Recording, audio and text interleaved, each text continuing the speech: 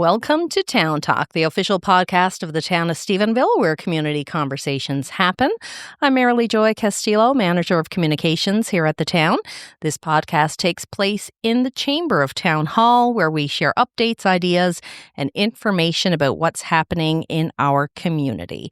Today, joining me is Henry White, Vice President with the Bay St. George Kinsmen. So, Henry, welcome. Thank you. So, Henry, today we're going to chat a little bit about the Kinsmen and, of course, different activities and events that you have throughout the year. So, first of all, why don't you, for everybody out there listening, tell us a little bit about the Bay St. George Kinsmen and what the organization stands for? So, we are a volunteer organization. We're a nonprofit. Our motto is serving the community's greatest needs. So that's what we attempt to do.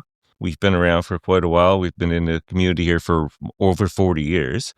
And in fact, we have one of our volunteers, one of our life members has actually been active with the Kinsmen for over 40 years. So, wow. Yeah. That's amazing. Yeah. So what does being a Kinsman, I guess, mean to you personally?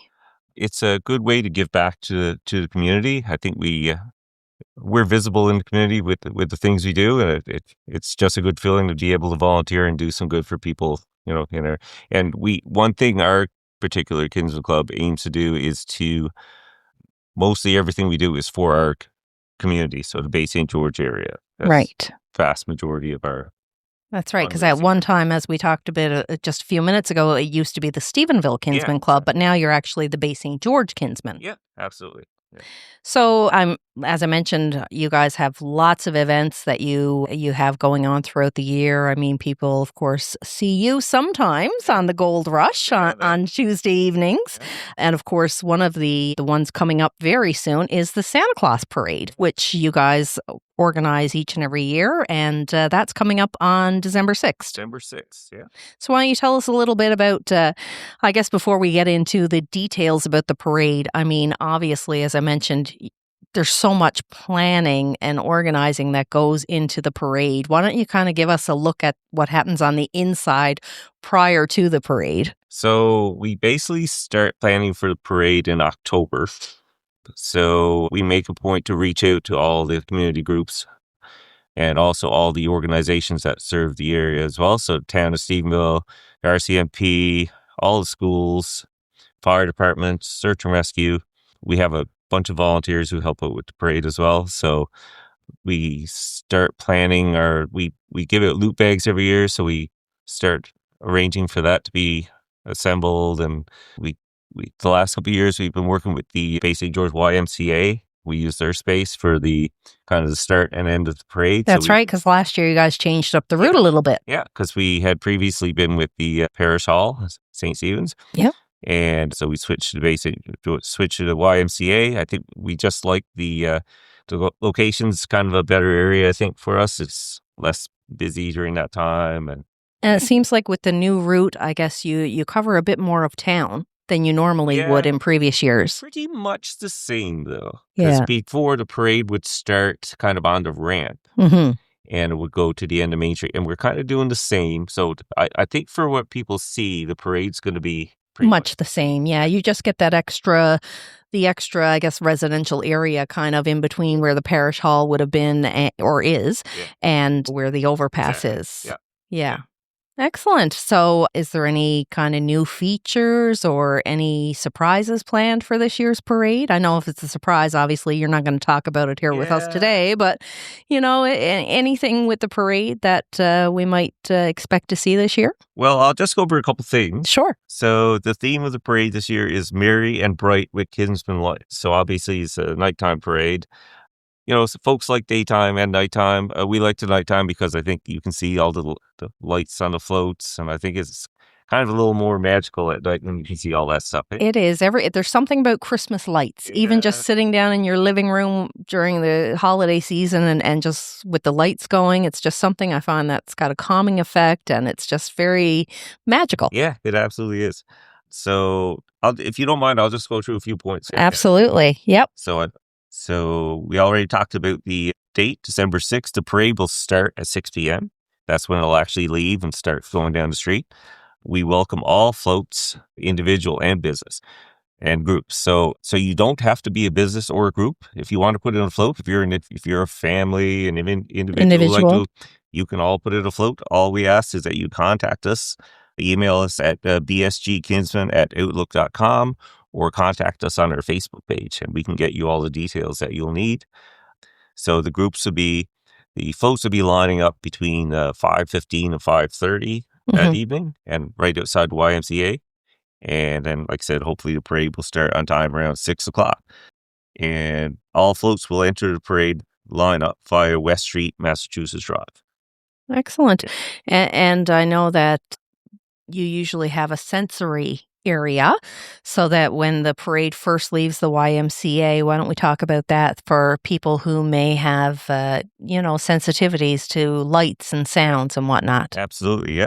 That's something we've heard over the years because there's a lot of concerns in that area. So we've tried to address that. So first of all, our route, like I said, we'll leave the YMCA, turn left at the lights onto Caroline Avenue, cross over the bridge, continue down Main Street, turn left on Boland Drive, left on West Street, and then continue over the bridge, and then back on Massachusetts Drive back to the YMCA where it started.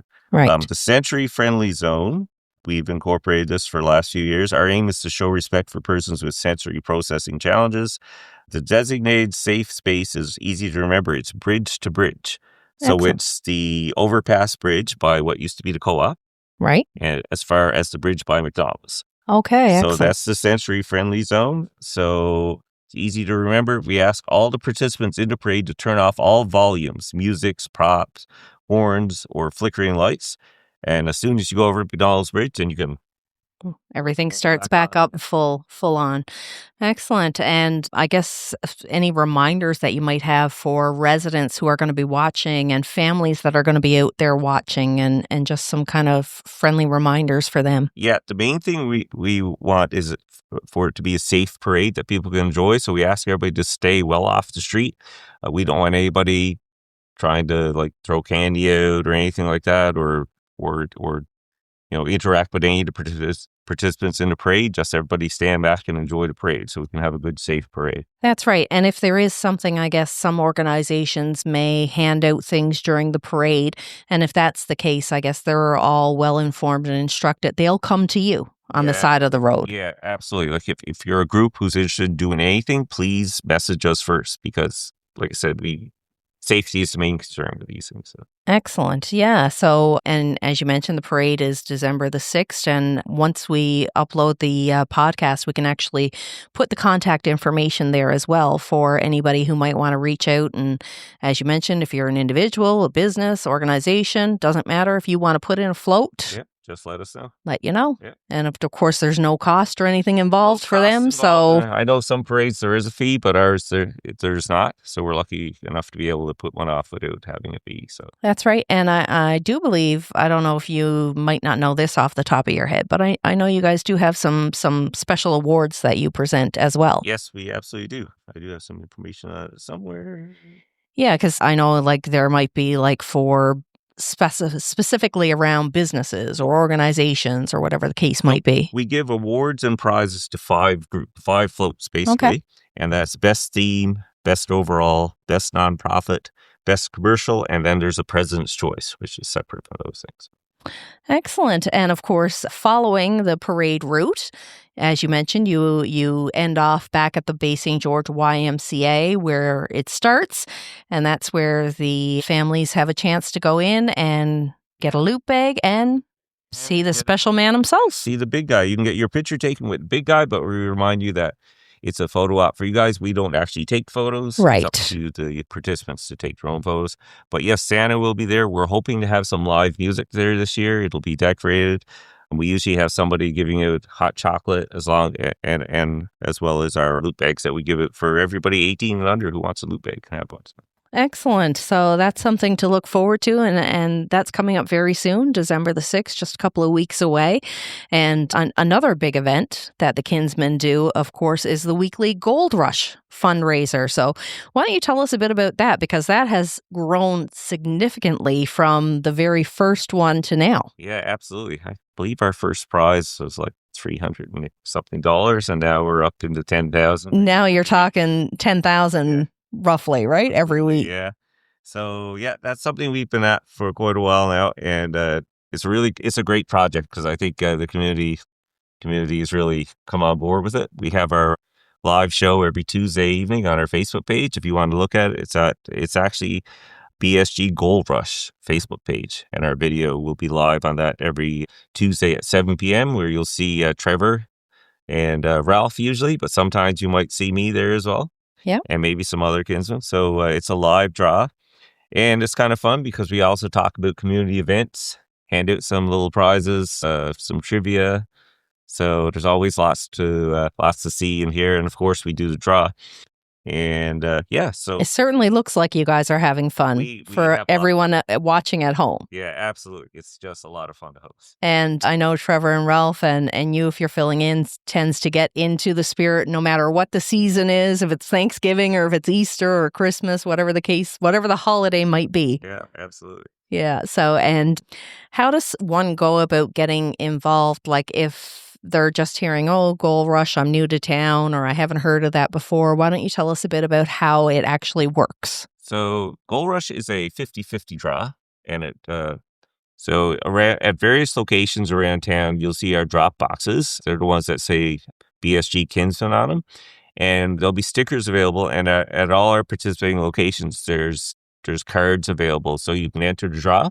So basically, you have to fill out a card, and on that card, there will be a number, and that will be your Gold Rush number. So you take one of the stickers that we supply, write your Gold Rush number on the coin, the toonie, and you put it in our container, and along with your registration card, if this is your first time. Right. And then there's a very complex procedure every week whereby we gather all the locations' toonies, and we process them, which involves anywhere from between 40 and 50 volunteers every week for about 3 hours, wow. 3 to 4 hours. Well, when you're talking toonies and a prize of $10,000, you're talking $20,000 worth of toonies. I can certainly see how that would take a lot of volunteers. It's a lot. Yeah. It's like I said, 40, 50 volunteers, 3 to 4 hours a week.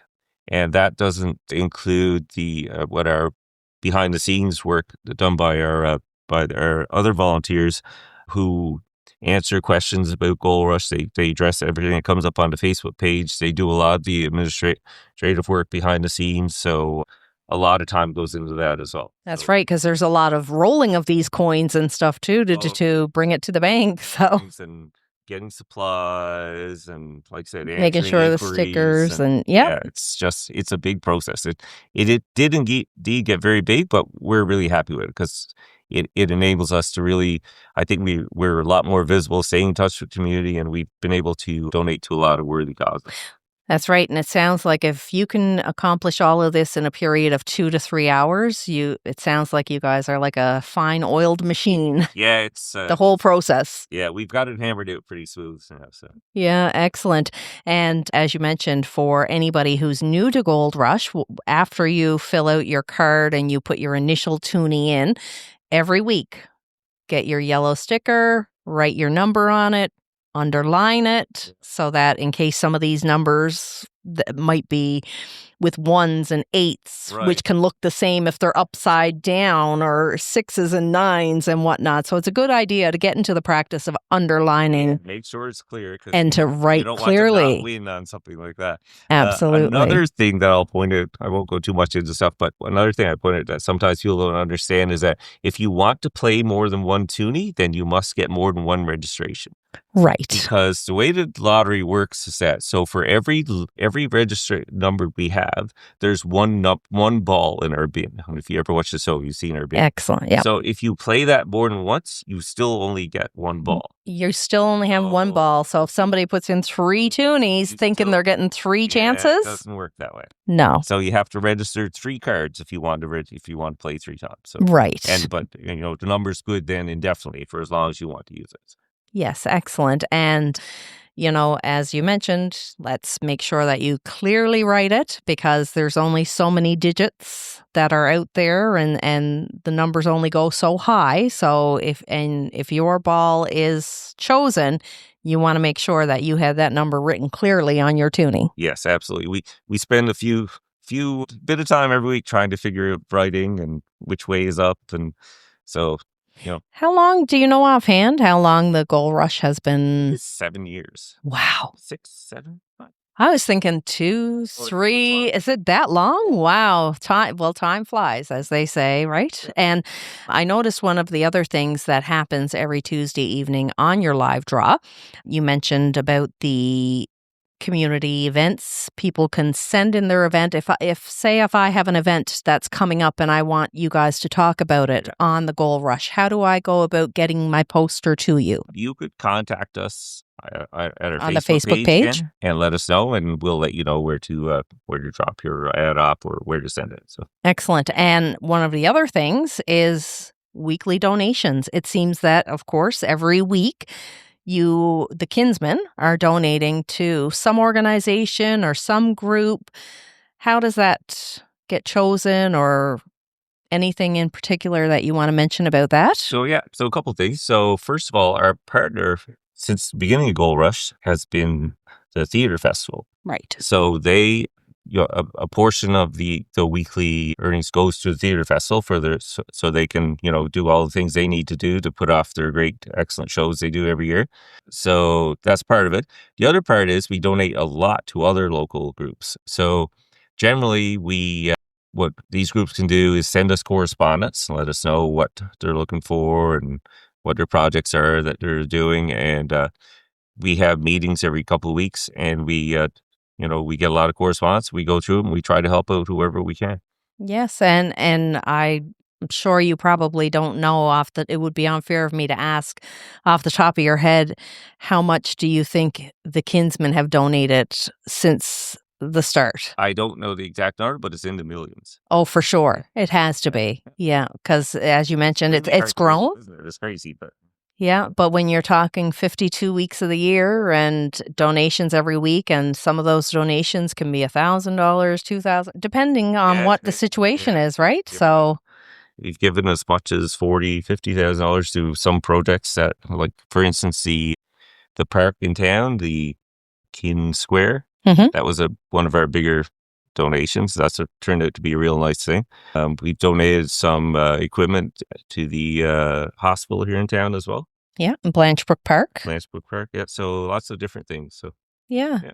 So what are your goals as an organization for, say in the next few years or in the next few months? Well, we do have a couple of projects, but I'm not going to speak too much about them yet because that'll be another podcast. Yeah, that'll be another podcast. But our like our slogan says, our aim is to serve the community's greatest needs. So that's what we like to do. We want to see stuff happen in our communities here. So all around the peninsula, everywhere, there's groups that have done walking trails and all sorts of things, and we've given lots of money towards that kind of thing. So that's what our group, our aim is. Maybe it's not specific, but that's our aim. Right. And speaking of which, walking trails and whatnot, the Kin Rock. Yeah. I've seen that as well happening in the summer. Yeah. So that's a fun little project as well. So basically there's a Kin Rock that's hidden along popular walking trails in the area, and we'll on our Facebook page, there'll be little clues every week as to where the rock might be, and whoever discovers the rock will get a prize, and it's changed from year to year. So I'm not going to say what the prize is, but it's usually a monetary prize, gift cards, that kind of thing. So. Yeah, and I mean, it's promoting wellness and promoting people to get out and get moving. Exactly. So any other projects that maybe you've done previously or that you have ongoing besides the ones we're not going to talk about until the next podcast? Right. So you will also see us every year when the fair comes to town. Right.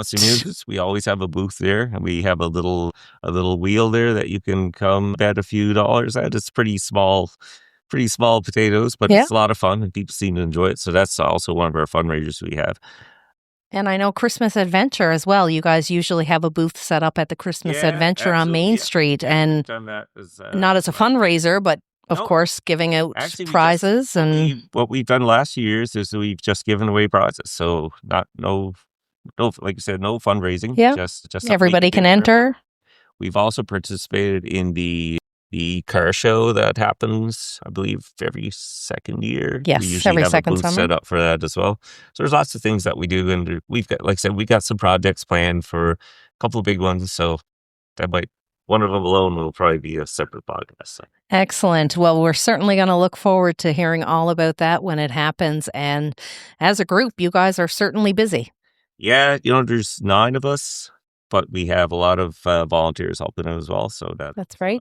And are you open to new members for the Kinsmen, or if somebody is thinking that they might want to get involved? Yeah, how would they go about that? Or the best way would be to approach one of the Kinsmen if you happen to know us, and we can have a chat with you about how that might happen. Yeah. Excellent. Well, I certainly want to thank you for coming in here today. Is there anything maybe that we didn't touch on that you'd like to give a little shout out about, or? I think we covered pretty much everything.